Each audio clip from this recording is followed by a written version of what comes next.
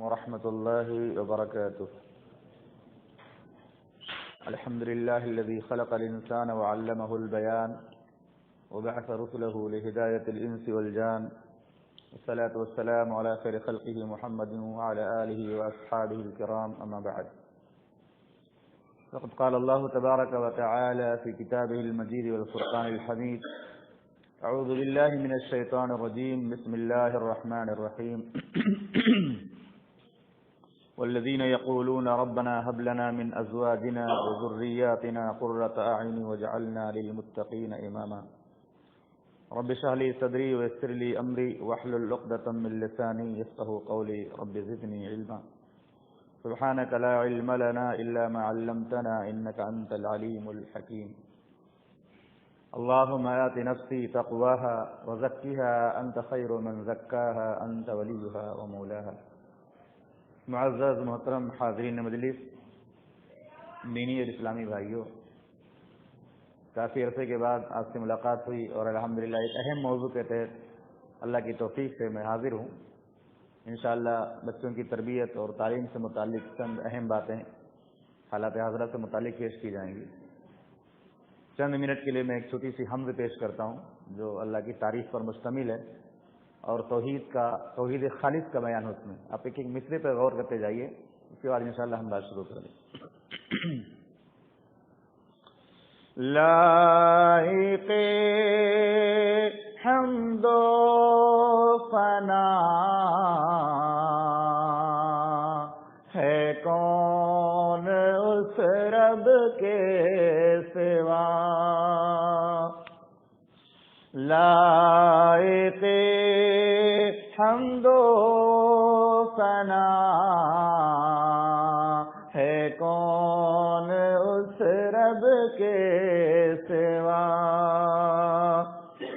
لائق حمد و ثنا ہے کون اس رب کے سوا، رازق و مشکل کشا ہے کون اس رب کے سوا، رازق و مشکل کشا ہے کون اس رب کے سوا. فرش سے عرش بری تک ایک ہی معبود ہے، فرش سے عرش بری تک ایک ہی معبود ہے، مالک یوم جزا ہے کون اس رب کے سوا، لائق حمد و ثنا ہے کون اس رب کے سوا. نیک ہو یا ہو برا، بیمار ہو یا بے نوا، نیک ہو یا ہو برا، بیمار ہو یا بے نوا، سب کی سنتا ہے دعا ہے کون اس رب کے سوا، سب کی سنتا ہے دعا ہے کون اس رب کے سوا. اول و آخر ہے رحمان، ظاہر و باطن ہے وہ، اول و آخر ہے رحمان، ظاہر و باطن ہے وہ،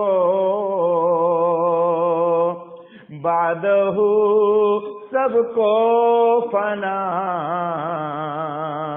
ہے کون اس رب کے سوا. ایک ہی بارش کا قطرہ مختلف اشجار پر. غور کیجیے گا اس پہ. ایک ہی بارش کا قطرہ مختلف اشجار پر سب کو لذت دی جدا ہے کون اس رب کے سوا. سب کو لذت دی جدا ہے کون اس رب کے سوا. ظلمت شب کا عمل ہو یا کی بزم عام کا. ظلمت شب کا عمل ہو یا کی بزم عام کا. کس کو سب کچھ ہے پتا ہے کون اس رب کے سوا. کس کو سب کچھ ہے پتا ہے کون اس رب کے سوا. آخری شعر پہ غور کیجیے گا. قلب رفعت یاد رکھنا بھولنا مت تم کبھی. قلب رفعت یاد رکھنا بھولنا مت تم کبھی. دل کو بھی دیتا شفا ہے کون اس رب کے سوا. دل کو بھی دیتا شفا ہے کون اس رب کے سوا. لائق حمد و ثنا ہے کون اس رب کے سوا.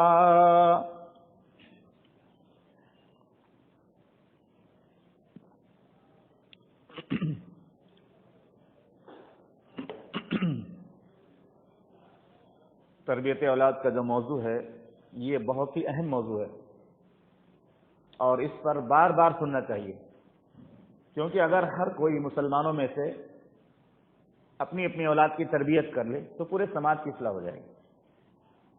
آج معاملہ یہ ہے کہ ہر کوئی آدمی دوسرے پر طنز کرتا ہے، دوسرے کی اولاد کو برا بھلا بولتا ہے، دوسرے کی اولاد کو بدماش کہتا ہے، لیکن اپنی اولاد کے عیب کو نہیں دیکھتا، اپنی خامیوں پر غور نہیں کرتا. اسی لیے رب العالمین نے حکم دیا مومنوں کو، یا ایھا الذین آمنوا قوا انفسکم واہلیکم نارا. اے ایمان والو اپنے آپ کو اور اپنے گھر والوں کو جہنم کی آگ سے بچاؤ. ہر مسلمان اگر یہ عمل کرنا شروع کر دے کہ اپنے آپ کو اور اپنے گھر والوں کو جہنم سے بچانے کی کوشش کرے تو تھوڑا تھوڑا کر کے انشاءاللہ سب کی اصلاح ہو جائے گی. سب سے پہلے ہم یہ معلوم کریں گے اولاد دینے والا کون ہے. آج اولاد کے متعلق غلط فہمیاں ہیں. بہت ساری عورتیں جو شرک میں ملوث ہیں، جن کا عقیدہ صحیح نہیں ہے، وہ بابا کو بھی بارے میں عقیدہ رکھتے ہیں، بزرگوں کے بارے میں عقیدہ رکھتے ہیں، فلاں اولاد دے سکتا ہے، فلاں اولاد دے سکتا ہے، اور اس کے لیے الگ الگ جگہوں کے سفر بھی کرتے ہیں. اللہ رب العالمین نے سورہ شورى میں اس تقسیم کو بیان کیا ہے کہ اولاد دینے والی ذات صرف اللہ کی ذات ہے. اللہ اگر اولاد نہ دے تو پیغمبروں کو بھی اولاد نہ ملے. اللہ سے اگر اولاد مانگتے تھے پیغمبر، اگر اللہ رب العالمین سے اولاد مانگنے کا تذکرہ قرآن میں کیا اللہ نے تو پیغمبروں کے بارے میں بھی تذکرہ موجود ہے کہ پیغمبروں نے بھی اللہ ہی سے اولاد مانگی. اللہ رب العالمین نے فرمایا یَهْبُ لِمَن يَشَاءُ إِنَاثًا وَيَهْبُ لِمَن يَشَاءُ الذُّكُورَ. آج ہم بیٹیوں کو حقیر جانتے ہیں اولاد کی تقسیم میں اللہ نے سب سے پہلے بیٹیوں کا تذکرہ فرمایا. سب سے بڑے خوش نصیب وہ لوگ ہیں یہب لمن یشاء اناثا، جن کو اللہ صرف بیٹیاں عطا کرتا ہے. پہلے نمبر پہ اللہ نے رکھا. قرآن کی ترتیب پہ غور کیجیے. یہب لمن یشاء اناثا، اللہ جس کو چاہتا ہے بیٹیاں ہی بیٹیاں دیتا ہے. تو اولاد انعام ہے کہ نہیں انعام ہے؟ اولاد انعام ہے. اس انعام کو بانٹنے کے تقسیم میں اللہ نے پہلا نمبر کس کو دیا ہے؟ بیٹیوں والوں کو دیا. بیٹیاں باعث رحمت ہیں. اور محمد رسول اللہ صلی اللہ علیہ وسلم نے فرمایا جس کو 2 بیٹیاں دی جائیں، دونوں کی تربیت کر کے ان کی شادی کر دے اچھے رشتے کے ساتھ، وہ اس کے لیے جہنم سے آڑ بن جائیں گی اور وہ جنت میں ایسے رہے گا جیسے دونوں انگلیاں، ان دونوں میں فاصلہ نہیں ہے. تو 2 بیٹیوں کی اچھی تربیت کر کے اچھے رشتے سے نکاح کرنے والا باپ جنت میں محمد رسول اللہ صلی اللہ علیہ وسلم کے ساتھ ہوگا. یہ فضیلت بیٹیوں کے بارے میں. تو اللہ اولاد کے ذریعے جو انعام دے رہا ہے نا، انعام فرسٹ سیکنڈ تھرڈ فورتھ، تو پہلا انعام کس کو مل رہا ہے؟ جس کے پاس صرف بیٹیاں ہی بیٹیاں. یہب لمن یشاء اناثا ویہب لمن یشاء الذکور، جس کے پاس صرف بیٹے ہی بیٹے ہیں. اللہ جس کو چاہتا ہے صرف بیٹیاں ہی بیٹیاں دیتا ہے. نمبر 1 پہلا انعام. دوسرا انعام اللہ جس کو چاہتا ہے صرف بیٹے ہی بیٹے دیتا ہے. دوسرے نمبر پہ اللہ نے بیٹے والوں کو رکھا.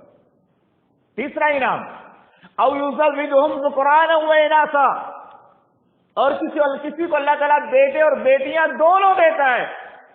آپ غور کیجیے آخری طور سے پہلا انعام تو اس کو ہونا چاہیے. کس کو ہونا چاہیے؟ جس کو بیٹیاں اور بیٹے دونوں مل رہے ہیں. اللہ نے اس کو تیسرے نمبر پہ رکھا.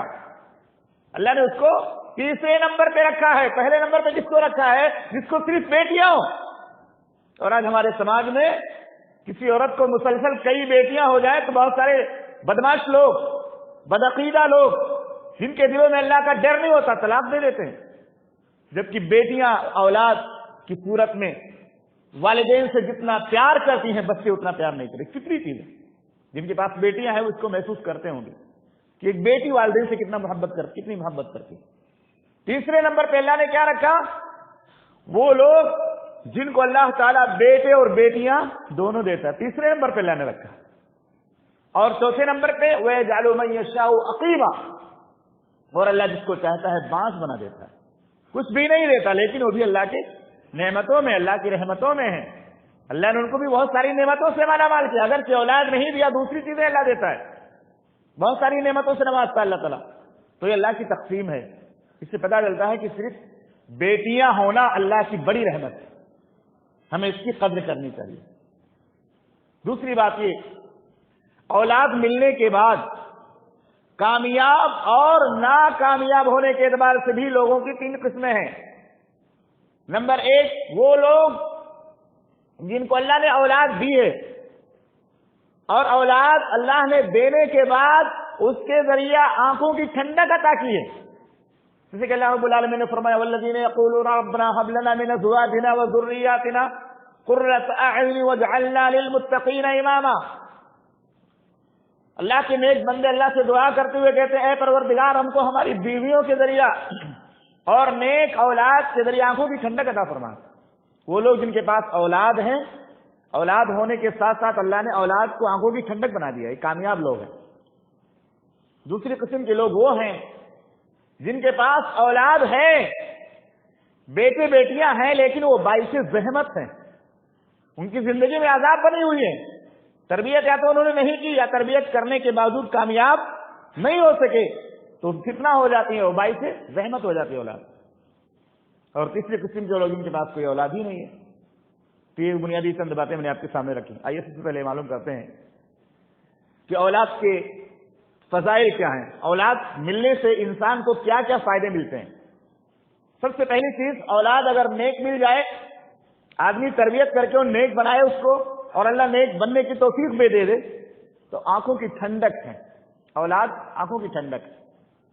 جیسا کہ رب العالمین نے سورہ فرقان کی آیت کریمہ میں فرمایا والذین یقولون ربنا هب لنا من ازواجنا وذریاتنا قرۃ اعین واجعلنا للمتقین اماما. آج ہم لوگ یہی سنتے آتے ہیں اور اکثر لوگوں کو اتنا ہی پتا ہے کہ آنکھوں کی ٹھنڈک نماز میں ہے. آنکھوں کی ٹھنڈک نماز میں ہے. جبکہ اللہ رب العالمین نے آنکھوں کی ٹھنڈک 3 چیزوں میں رکھی ہے، یاد کر کے جائیے گا، یہ الگ موضوع ہے۔ آنکھوں کی ٹھنڈک 3 چیزوں میں ہے۔ نمبر 1 اللہ کی عبادت میں، نمبر 2 نیک بیوی میں، نمبر 3 نیک اولاد میں۔ آپ غور کیجئے، ہمارا تعلق مسجد سے بھی اچھا ہونا چاہیے اور ہمارا تعلق گھر والوں سے بھی اچھا ہونا چاہیے، کیونکہ مسجد میں ایک سکون اگر ہے تو گھر میں 2 سکون ہے کہ نہیں ہے؟ مسجد میں جو سکون ہے وہ نماز ہے، اللہ کی عبادت ہے، قرآن کی تلاوت ہے، توبہ استغفار ہے، اور گھر میں 2 سکون ہے، ایک بیوی کی شکل میں، دوسری اولاد کی شکل میں۔ بہت سارے لوگوں کو مسجد کا سکون تو مل جاتا ہے لیکن گھر کا سکون نہیں ملتا، اور بہت سارے لوگوں کو گھر میں سکون ہے لیکن مسجد کا سکون نہیں مل رہا کیونکہ نماز پڑھتے ہی نہیں ہے، اللہ کی عبادت سے دور ہے۔ تو پہلا فائدہ اولاد کے ذریعے آنکھوں کی ٹھنڈک ملتی ہے، اللہ نے آنکھوں کی ٹھنڈک کہا، نیک بیوی اور نیک اولاد آنکھوں کی ٹھنڈک ہے۔ نمبر 2 نیک اولاد اتنی بڑی نعمت ہے کہ اللہ تعالیٰ کے پیغمبروں نے اللہ سے نیک اولاد کے لیے دعا مانگی ہے، رب هب لی من الصالحین، ابراہیم علیہ السلام کی دعا۔ اسی طرح زکریا علیہ السلام نے اللہ سے دعا مانگی، رب هب لی من لدنک ذریۃ طیبہ انک سمیع الدعاء۔ زکریا علیہ السلام نے کہا، یا رب العالمین میری ہڈیاں کمزور ہو گئی، میں بڑھاپے کو پہنچ گیا، سر کے بال سفید ہو گئے۔ اللہ نے ان کی دعا سن لی، انہوں نے حوالہ دیا ہے، اللہ اگر تم مریم کو بے موسم کا پھل دے سکتا ہے تو زکریا کو بے موسم میں اولاد بھی دے سکتا ہے۔ انا نبشرک بغلام اسمہ یحییٰ، یا زکریا، اے زکریا انا نبشرک، میں تجھے خوشخبری سنا رہا ہوں، بغلام، ایک ایسے لڑکے کی جس کا نام یحییٰ ہوگا، لم نجعل له من قبل سمیہ، اور یحییٰ نام کا کوئی بچہ پیدا نہیں ہوا۔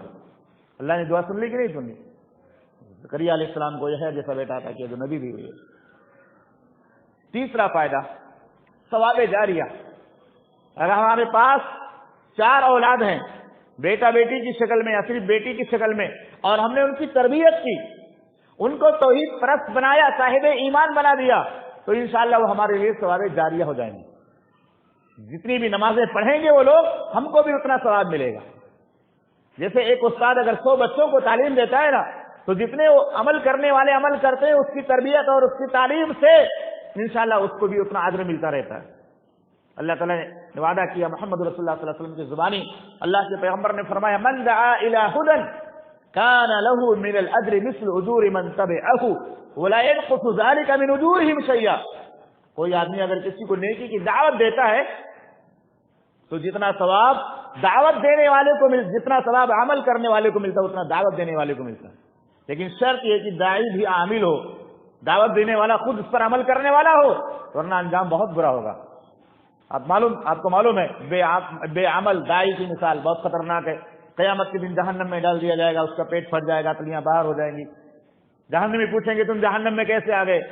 کہے گا میں تم کو بھلائی کا حکم دیا کرتا تھا، لوگوں کو بھلائی کی تعلیم دیتا تھا، میں خود عمل نہیں کرتا تھا، برائیوں سے منع کرتا تھا، میں خود برائیوں کا ارتکاب کرتا تھا۔ تو آپ کو عمل کا ثواب کب ملے گا عمل کرنے والے کے؟ جب آپ دعوت دینے سے پہلے خود عمل کریں گے، داعی ہوں گے اور عمل بھی کریں گے، تو اولاد ہمارے لیے ثواب جاریہ بن جائے گی انشاءاللہ، اگر ہم اس کی تربیت کریں گے تو۔ چوتھا فائدہ یہ ملے گا، ہماری اولاد کے ذریعہ دنیا میں ہمیں عزت ملے گی۔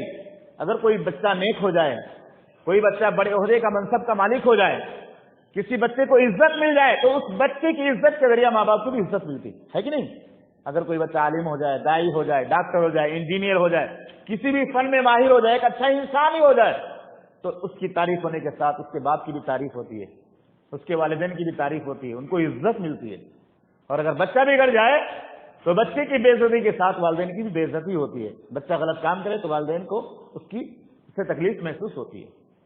تو یہ اولاد اگر نیک ہو جائے اور ہم ان کی تربیت کرے کہ نیک بنا دیں، تو اس سے ہم کو دنیا میں بھی عزت ملے گی اور قیامت کے دن بھی عزت ملے گی، قبر کے اندر بھی عزت ملے گی، برزخی زندگی کے اندر بھی عزت ملے گی، کیونکہ محمد رسول اللہ صلی اللہ علیہ وسلم نے جو برزخ والی روایت بیان کی، برائے ابن عازب کی بڑی تفصیلی روایت ہے، تفصیل کے ساتھ بیان کیا اللہ کے پیغمبر نے۔ جب کسی نیک آدمی کی وفات ہوتی ہے اور فرشتے اس کی روح کو جنت کے کفن میں لپیٹ کر آسمان کی طرف چڑھتے ہیں، پہلے آسمان پر پہنچتے ہیں، دستک دیتے ہیں، پوچھا جاتا ہے کون، کتنی بہترین خوشبو آ رہی ہے اس پاکیزہ روح سے، تو کہتے ہیں فلاں ابن فلاں ہے، اس کے نام کے ساتھ باپ کا نام لیا جاتا ہے، ایک آسمان پہ نہیں، ساتوں آسمان پہ باری باری باری باری۔ اس کے بعد اللہ فرماتا ہے اکتبو، میری بندے کی روح کو لے جاؤ الین میں، اکتبو عبدی، میرے بندے کا نام الین میں لکھ دو۔ کتنی عزت ملتی ہے ایک باپ کو، اگر بیٹا نیک ہو جائے تو بیٹے کے نام کے ساتھ باپ کا نام ذکر کیا جاتا ہر آسمان پہ، اور فرشتے تعریف کرتے کتنی پاکیزہ روح ہے، یہ کتنا اچھا اللہ کا بندہ ہے، کتنا نیک بندہ ہے۔ تو دنیا میں بھی عزت اور آخرت کے اندر بھی عزت ملتی ہے اگر اولاد نیک بنائیں گے۔ اللہ تعالیٰ ہمیں توفیق عطا فرمائے۔ اور اسی طرح سے پانچواں فائدہ یہ ملے گا کہ اولاد ہمارے لیے جہنم سے نجات کا ذریعہ بھی بنے گی اور جنت میں درجات کی بلندی کا ذریعہ بھی بنے گی۔ ہمارے درجات اگر نیچے ہوں گے، کم درجات جنت میں ملیں گے تو بلند ہو جائیں گے۔ ابن عمر رضی اللہ تعالیٰ عنہ سے روایت و بیان کرتے ہیں، اللہ کے نبی صلی اللہ علیہ وسلم نے فرمایا، حضرت ابو ہریرہ رضی اللہ تعالیٰ عنہ سے روایت ہے، وہ بیان کرتے ہیں کہ محمد رسول اللہ صلی اللہ علیہ وسلم نے فرمایا ان اللہ عز وجل لیرفع الدرجۃ للعبد الصالح فی الجنہ، اللہ تعالیٰ ایک بندے مومن کو جنت میں داخل فرمائے گا اور جنت میں داخل کرنے کے بعد اس کے درجات کو بلند کرتا رہے گا، بلند کرتا رہے گا۔ جب اس کے درجات بلند ہوتے رہیں گے تو اس کو تعجب ہوگا، کہے گا اے اللہ ان لی ہذہ، یا ربی ان لی ہذہ، اے اللہ اتنے درجات بلند کیسے ہو رہے ہیں، میں نے دنیا میں تو اتنا عمل ہی نہیں کیا، اتنا عمل میں نے دنیا میں نہیں کیا، یہ درجات اتنی تیزی کے ساتھ کیسے بلند ہو رہے ہیں؟ اللہ رب العالمین کی طرف سے جواب ملے گا باستغفار ولدک لک، تیرے بیٹے کے استغفار کرنے کی وجہ سے تیرے حق میں، تیرا بیٹا تیری وفات کے بعد 60 سال دنیا میں زندہ رہا، 60 سال تک وہ تیرے حق میں دعا کرتا رہا، کون سی دعا؟ رب ارحمہما کما ربیانی صغیرا، رب ارحمہما کما ربیانی صغیرا، رب اغفر لی ولوالدی، یہ دعائیں کرتے ہیں ہم تو ہمارے باپ کو جو وفات پا چکے ہیں ان کو دنیا میں جو ان کو فائدہ ہوتا ہے، ان کے درجات بلند ہوتے ہیں، اللہ تعالیٰ ان کے گناہوں کو مٹا دیتا ہے۔ تو یہ پانچواں فائدہ۔ چھٹا فائدہ یہ ہوگا کہ اولاد دنیا میں بڑھاپے کا سہارا بن جائے گی اگر نیک ہوگی تو، اگر نیک نہ ہو اولاد اور 10 اولاد ہو تو کوئی فائدہ ہے نہیں فائدہ۔ ایک ہی بچہ نیک ہو، خدمت کرنے والا ہو تو سکون مل جاتا ہے، 8-9 بچے ہوں لیکن کوئی بھی نیک نہ ہو، سب نافرمان ہو جائیں، انسان کو تکلیف محسوس ہوتی ہے۔ بڑھاپے کا سہارا اللہ رب العالمین نے اسی لیے فرمایا کہ اپنے والدین کے ساتھ اتنے سلوک کرو، ولا تقل لهما اف ولا تنهرهما، ان کو اف تک نہ کہو، ان کو جھڑکو بھی نہیں، ان کے لیے رحمت کے بازو پست کر دو۔ ایک باپ اور ایک ماں کتنی مشقت کے ساتھ اپنے بچے کی پرورش کرتے ہیں، کتنی محبت کے ساتھ ان کی پرورش کرتے ہیں اور ان کے حق میں دعا بھی کرتے رہو، رب ارحمہما کما ربیانی صغیرا۔ اور دنیا میں کون ایسا انسان ہے جو اس نیت سے اولاد اللہ سے نہیں مانگتا کہ ہماری خدمت بھی کرے گی اور جنت تک ہم کو پہنچانے میں مدد بھی کرے؟ تو نیک اولاد کا ایک فائدہ یہ بھی ہے کہ بڑھاپے میں سہارا بن جاتی ہے، جب ہماری ہڈیاں کمزور ہو جاتی ہیں، ہمارے اندر طاقت نہیں ہوتی چلنے پھرنے کی، وہ اولاد ہماری خدمت کرتی ہے۔ کتنے لوگوں کو پتا ہو جاتا ہے، ڈاکٹر نے جواب دے دیا ہے کہ اب یہ 1-2 مہینہ سے زیادہ دنیا میں نہیں رہے گا، لیکن بچے جو فرمانبردار ہوتے ہیں، محبت کرنے والے ہوتے ہیں، باپ منع کرتا ہے بیٹے مجھے کسی اسپتال میں مت لے چلو، لاکھوں روپے تمہارے جائیں گے، میری زندگی اب زیادہ باقی نہیں ہے، ایسا مجھے محسوس ہو رہا ہے، لیکن بیٹے اپنی دولت نچھاور کر دیتے ہیں، بڑے سے بڑے ڈاکٹروں کے پاس لے جاتے ہیں۔ ابو جتنے بھی زندگی اور دن گزارے ہمارے ساتھ زندہ رہے اتنا اچھا ہوتا کہ نہیں ہوتا؟ جو فرمانبردار بیٹے ہوتے ہیں وہ ماں باپ کے کہنے کے باوجود بھی ان کو اسپتالوں میں ڈاکٹروں کے پاس علاج کے لیے پوری کوشش کرتے رہتے ہیں، چاہے ایک رات کا 50,000 لگ جائے، 1,00,000 روپے لگ جائے، لیکن کوشش کر کے علاج کراتے ہیں۔ چھٹا فائدہ یہ ہوتا ہے، ساتواں فائدہ کہ 2 خاندان آپس میں جڑ جاتے ہیں، جتنے آپ کے بچے ہوں گے ان کی شادیاں ہوں گی تو ایک خاندان آپ کو ملتا رہے گا پلس میں، بیٹی کی شادی ہوئی ایک خاندان جڑ گیا، بیٹے کی شادی ہوئی ایک خاندان جڑ گیا۔ اب آئیے تربیت کے اصول پر آتے ہیں جو ہماری ضرورت۔ تربیت کے اصولوں میں بہت ساری باتیں انشاءاللہ میں مختصر میں ایک دلیل کے ساتھ باتیں پیش کروں گا۔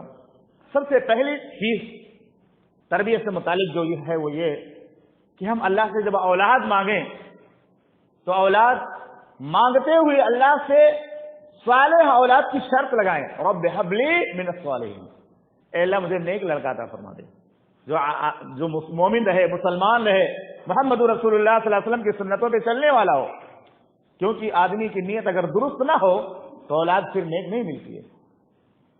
آدمی سوچے ہمارا بچہ کھلاڑی بن جائے گا، بہت جو ہے فلمی اداکار بن جائے گا، بہت پیسہ کمانے والا بن جائے گا، تو یہ نیت نہیں ہونی چاہیے، پہلے اس کو نیک بنانے کی نیت ہونی چاہیے۔ رب هب لی من الصالحین، ابراہیم علیہ السلام نے دعا مانگی، اے اللہ مجھے نیک لڑکا عطا فرما، تو اللہ رب العالمین نے اسماعیل جیسا بیٹا عطا فرمایا۔ مریم کی ماں نے اللہ سے دعا مانگی، عمران کی بیوی نے، تو اللہ نے مریم جیسی بیٹی عطا فرمائی۔ اور جب کہا کہ اللہ میں نے تو بیٹا مانگا تھا، تو نے بیٹی عطا کیا، تو اللہ نے فرمایا لیس الذکر کالانثی، بیٹا بیٹی کی طرح نہیں ہو سکتا، یعنی یہ بیٹی لاکھوں اور ہزاروں بیٹوں پر بھاری ہوگی، اس کا مقام اتنا بلند ہوگا۔ اللہ نے ان کے پیٹ سے عیسیٰ علیہ السلام جیسے پیغمبر کو پیدا فرمایا۔ تو نیک اور صالح کی شرط لگائی، اللہ سے اولاد مانگیے تو اللہ سے دعا کیجیے اللہ مجھے نیک لڑکا عطا فرما۔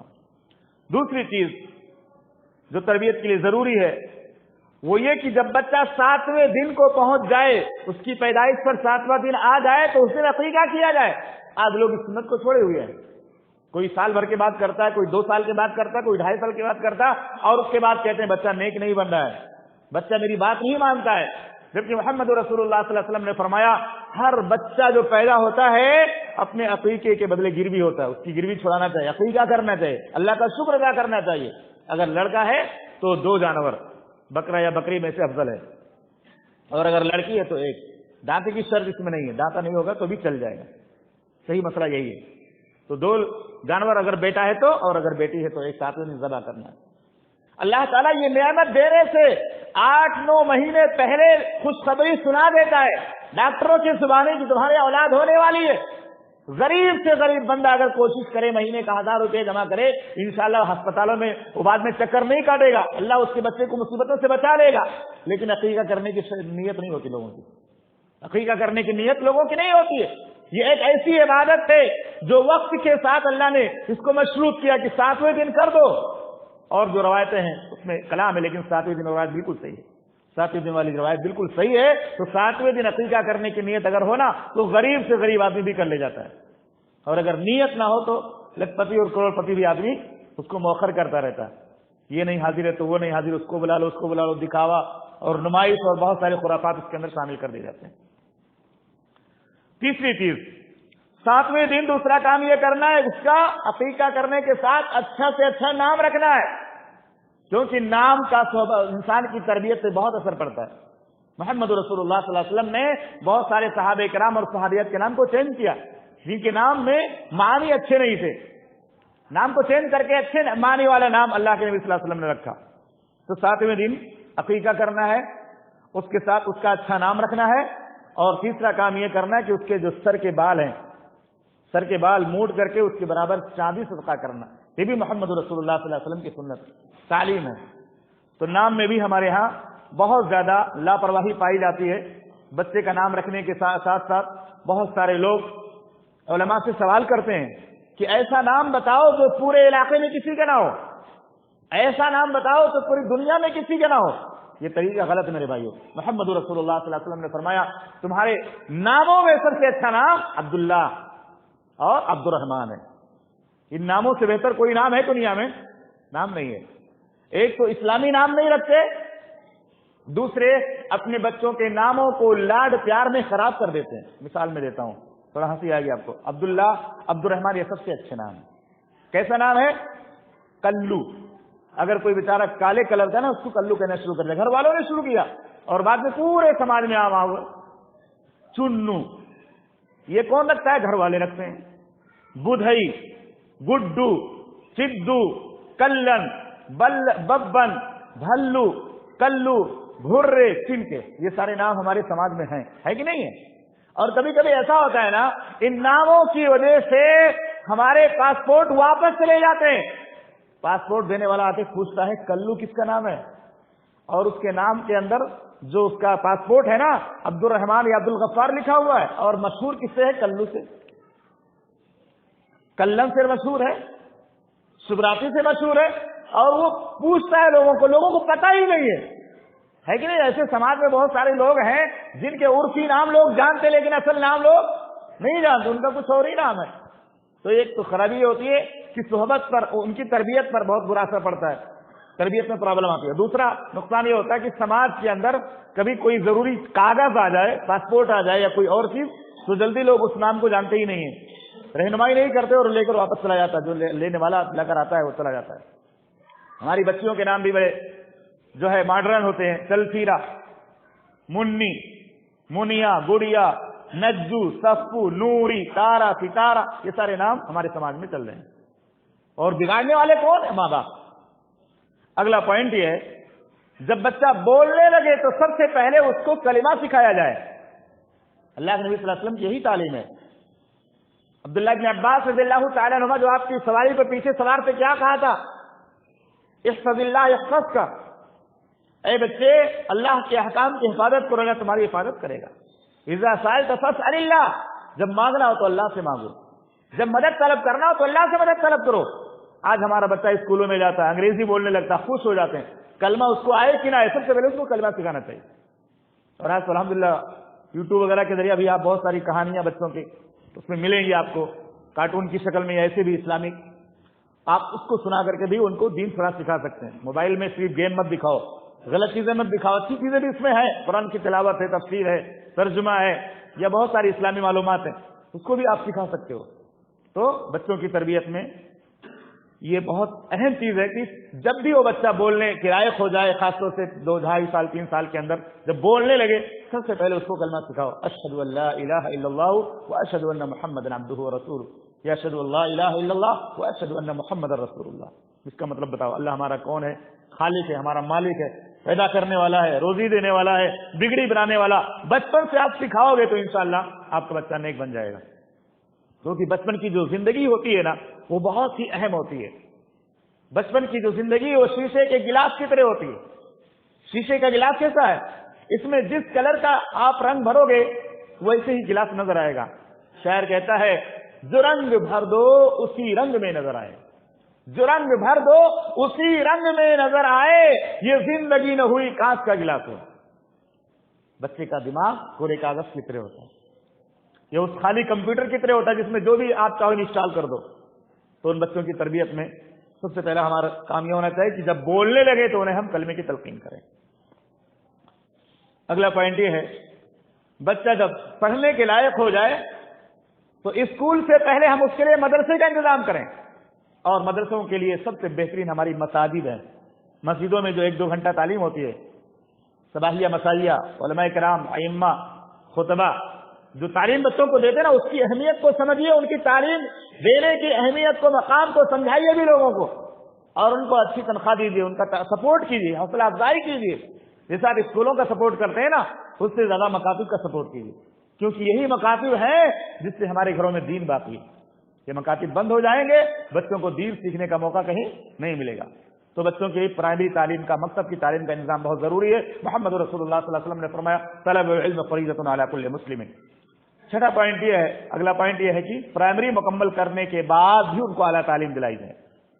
ہماری یو پی وغیرہ کے ماحول میں یہ نظریہ پایا جاتا ہے کہ بچہ جب ہائی اسکول پاس کر لیا اب اس کو روزگار میں لگا دو، پیسے کی اس کو مشین بنا دو، ATM بنا دو، اس کو پیسہ کمانے والا بن جائے۔ وہ پیسہ کمانے والا تو بنے گا، دین نہیں سکھاؤ گے تو آپ کی خدمت نہیں کرے گا، وہ آپ کی عزت نہیں کرے گا۔ اگلا پوائنٹ یہ ہے بلا ضرورت بڑے بڑے موبائل دینا، آج کے زمانے کی بہت اہم پرابلم ہے یہ۔ بلا ضرورت کے بڑے بڑے موبائل دیں گے تو بچہ بگڑ جائے گا۔ انٹرنیٹ والا موبائل اکیلے میں استعمال کرے گا، اس کا کیا نقصان ہوگا ہمارے اور آپ کے سامنے واضح۔ بچیوں کو ہم نے موبائل دیا ہوا ہے اور کہتے ہیں کہ بچی کو پرابلم ہوگی تو ہم کو فون کرے گی، وہ ہم کو فون نہیں کرتی۔ سالوں بیت جاتا ہے، کئی سال گزر جاتے ہیں، گھر والوں کو فون نہیں کرے گی، لیکن جہاں فون نہیں کرنا چاہیے وہاں فون کرے گی۔ موبائل گھر سے لے کے نکلتی ہے نا، وہیں سے اس کا واٹس ایپ اور فون چالو ہو جاتا ہے۔ یہ بہت بڑا عالمی ہے۔ اگلا پوائنٹ یہ ہے کہ نماز کی تلقین کرنا۔ جب بچے 7 سال کے ہو جائے تو نماز کی تلقین کرنا، اور 10 سال کے تک پہنچنے کے بعد بھی اگر وہ نماز نہیں پڑھتے ہیں تو سختی کے ساتھ، اللہ کے نبی صلی اللہ علیہ وسلم نے کہا ان کو مار کر کے نماز سکھاؤ۔ مارو اس کو، تاکہ پتہ چلے کہ نماز کی کتنی اہمیت ہے۔ اور یہ کب ہوگا؟ جب باپ نمازی ہوگا تب ہوگا، جب ماں نمازی ہوگی تب ہوگا۔ ورنہ آدمی نماز نہیں پڑھتا اور بچوں کو تلقین کر رہا ہے، اس کا اثر کیا ہوگا؟ بچہ کوئی دنیا کا کام نہیں کرے تب اس کو مارتے ہیں، دنیاوی کام پہ سختی کرتے ہیں، لیکن نماز نہ پڑھنے پر کوئی سختی نہیں ہے۔ نماز پڑھنے پر سختی اس لیے ہونی چاہیے کہ دنیا میں اللہ نے ہم کو اپنی عبادت کے لیے پیدا کیا، وما خلقت الجن والانس الا لیعبدون۔ اگلا پوائنٹ ہے وقت پر نکاح کرنا۔ نکاح وقت پر نہ ہونے سے بھی اولاد بگڑ جاتی ہے اور وہ نافرمان ہو جاتی ہے۔ اور آج ہمارے سماج میں جو طلاق وغیرہ کے مسائل پیدا ہو رہے ہیں نا، اسی وجہ سے کہ ان کے بگڑنے کے بعد کئی سال گزر چکے ہوتے پھر ان کا نکاح ہوتا ہے۔ بگاڑ میں وہ بالکل لت پت ہو چکے ہوتے ہیں، برائیوں میں لت پت ہو جاتے ہیں، اس کے بعد ان کا نکاح ہوتا ہے، پھر وہ دونوں کے اندر استقلال نہیں ہوتا، استقامت جس کو بولتے ہیں۔ گناہوں میں پڑنے کی وجہ سے پھر ان کے اندر وہ تقویٰ نہیں رہ جاتا، نکاح کے بعد بھی وہ گناہ کی زندگی گزارتے رہتے ہیں۔ تو ٹائم پر نکاح کرنا یہ بھی ہماری جو ہے ذمہ داری ہے، اور اس کے بہت سارے مسائل ہیں۔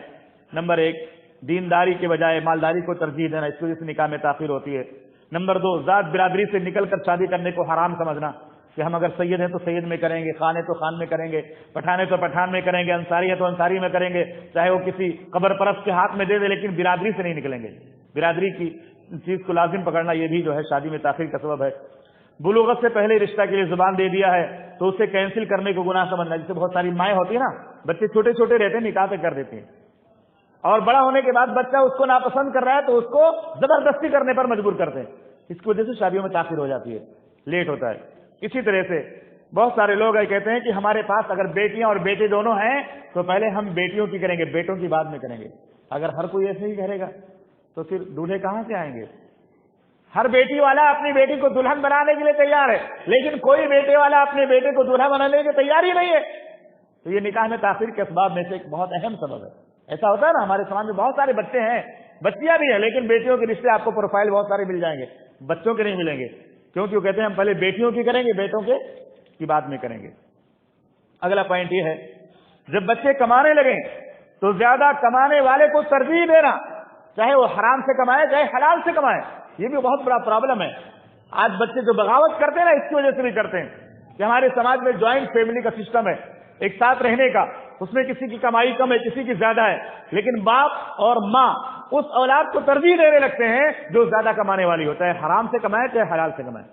تو حلال اور حرام کی تمیز بھی بچوں کو سکھانی چاہیے، جو حلال سے کمائے اس کی حوصلہ افزائی ہونی چاہیے، جو حرام سے کمائے اس کو تنبیہ کرنا چاہیے، کیونکہ اللہ کے نبی صلی اللہ علیہ وسلم نے فرمایا قیامت کی نشانیوں میں سے ایک اہم نشانی یہ بھی ہے کہ ایک زمانہ آئے گا کہ کمانے والے، دنیا حاصل کرنے والے لوگ اس بات کی پرواہ نہیں کریں گے کہ کہاں سے کمایا، مال جو آ رہا ہے کہاں سے آ رہا ہے، حلال طریقے سے آ رہا ہے کہ حرام طریقے سے آ رہا ہے۔ اسی طرح ایک پوائنٹ یہ بھی ہے کہ اولاد کے درمیان عدل کرنا، انصاف کرنا۔ جتنی بھی اولاد ہے اس میں اگر آپ عدل نہیں کرو گے تو بچوں میں انتشار پیدا ہو جائے گا، بدگمانیاں پیدا ہو جائیں گی، ان کے اندر جھگڑے ہوں گے۔ اب آخر میں ماں باپ سے متعلق، خاص طور سے ماں سے متعلق چند باتیں میں بیان کر کے اپنی بات مکمل کرتا ہوں۔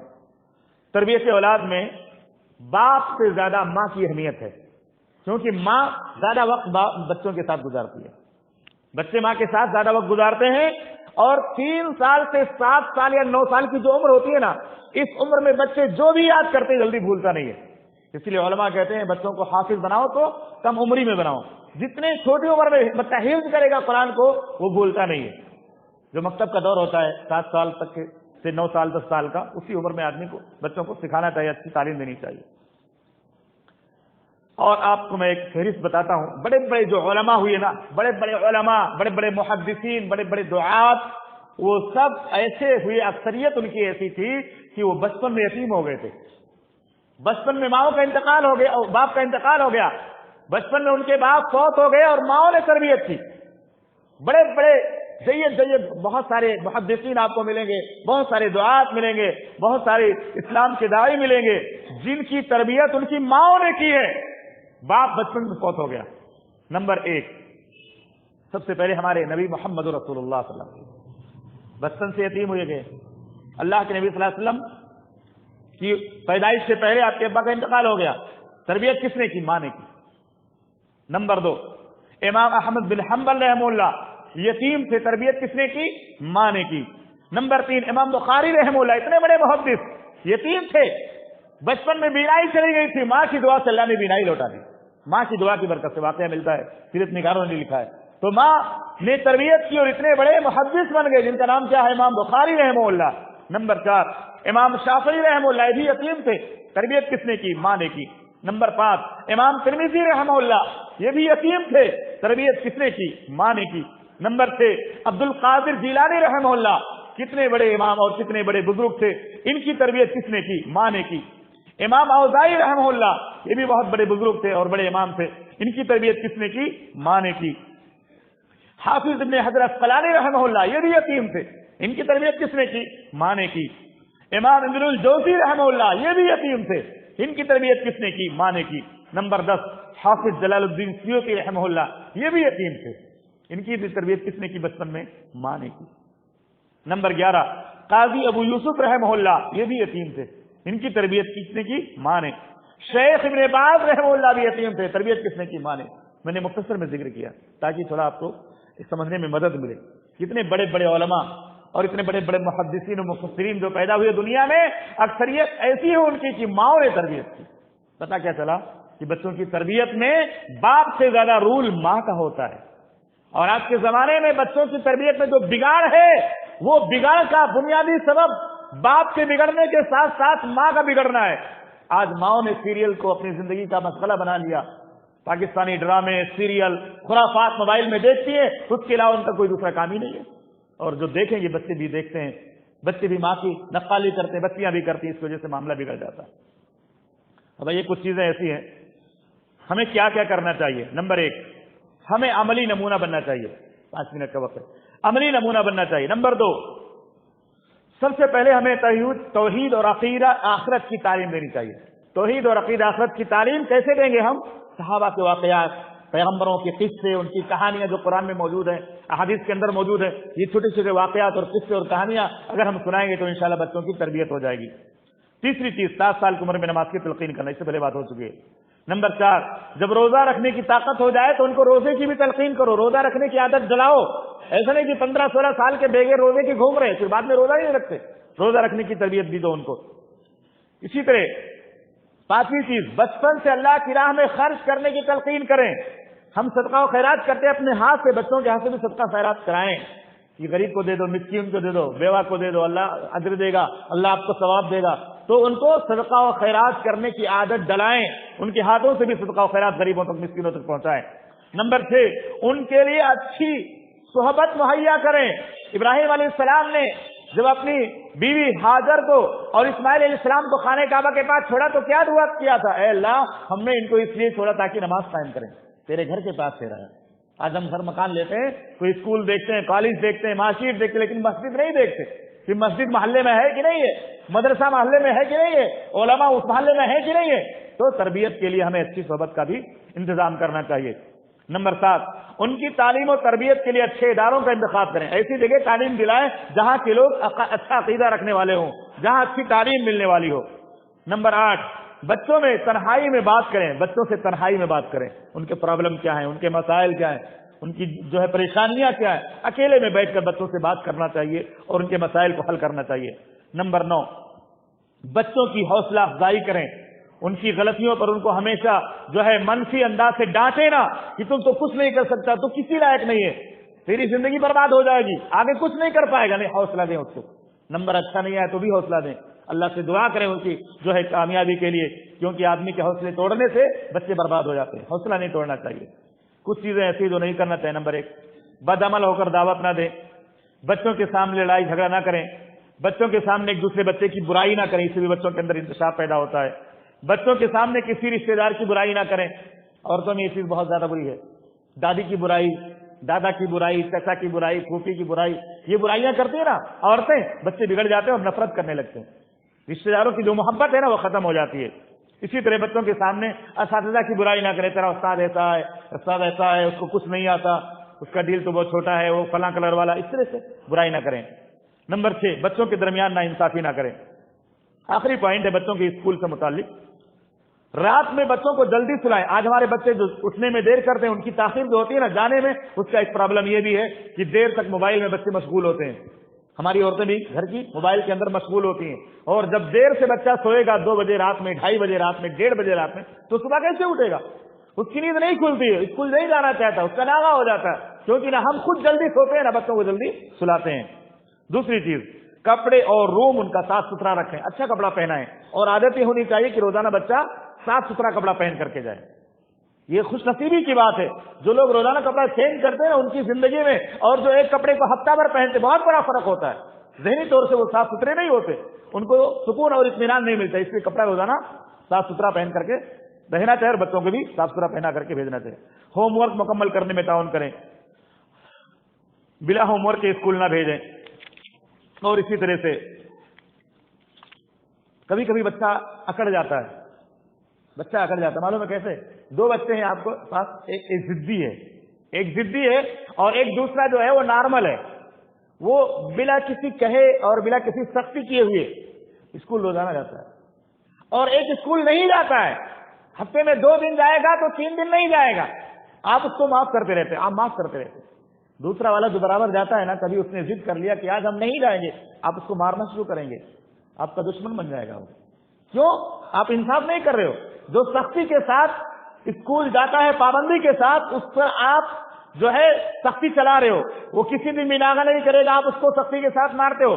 اور جو اکثر اسکول نہیں جاتا، اس کو آپ نے چھوڑا ہوا ہے، تو کیا ہوگا؟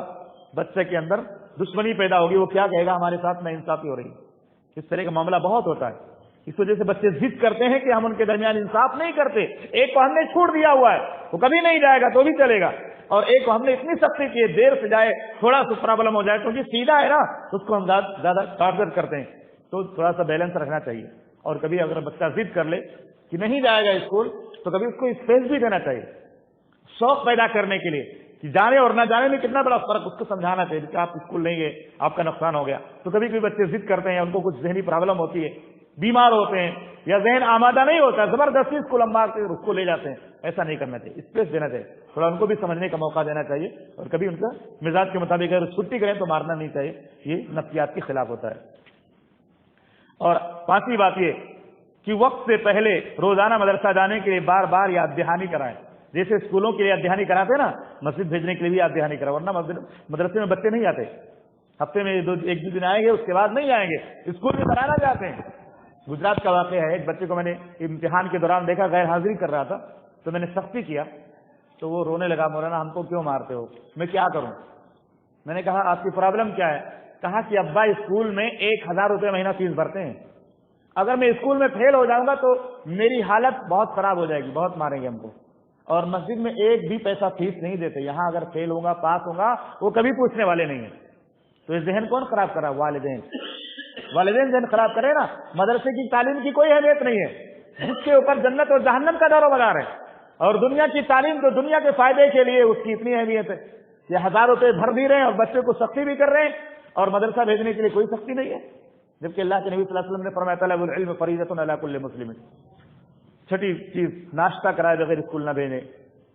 اور آخری پوائنٹ ہے، واپس لانے کے لیے اسکولوں میں جلدی جائیں. یہاں 2 باتیں میں پیش کروں گا.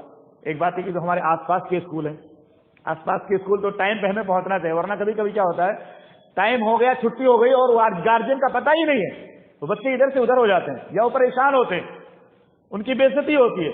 اور دوسری چیز، ہمارے وہ بچے جن کو ہم نے مدرسوں میں ڈال رکھا ہے، ہم نے مدرسوں میں ڈال کر کے بالکل ان سے بے پرواہ ہو جاتے ہیں. چھٹی ہو جاتی ہے، ان کے پاس کرائے کے پیسے نہیں ہوتے، ان کو کوئی جا کر ریسیو کرنے والا نہیں ہوتا، پھر بچوں کی ذہنیت پر بہت برا اثر پڑتا ہے. تو یہ چند باتیں اللہ کی توفیق سے میں نے آپ کے سامنے رکھی ہیں. اللہ سے دعا ہے کہ رب العالمین ہم تمام مسلمانوں کو ان اصولوں کے مطابق جو صحیح قرآن و سنت کی روشنی میں ثابت اصول ہیں اور عمدہ باتیں پیش کی گئی ہیں، اللہ تعالیٰ ہمیں ان کو اپنی بچوں کی تربیت میں استعمال کرنے کی توفیق عطا فرما. دوران درس اگر کچھ غلطی ہوگی ہو یا سبقت لسانی تو اللہ تعالیٰ معاف فرما، اور ہم سب کو ایمان کے ساتھ زندگی گزارنے کی توفیق عطا فرما، ایمان کے ساتھ موت نصیب فرما. جزاکم اللہ خیرا. السلام علیکم ورحمۃ اللہ وبرکاتہ.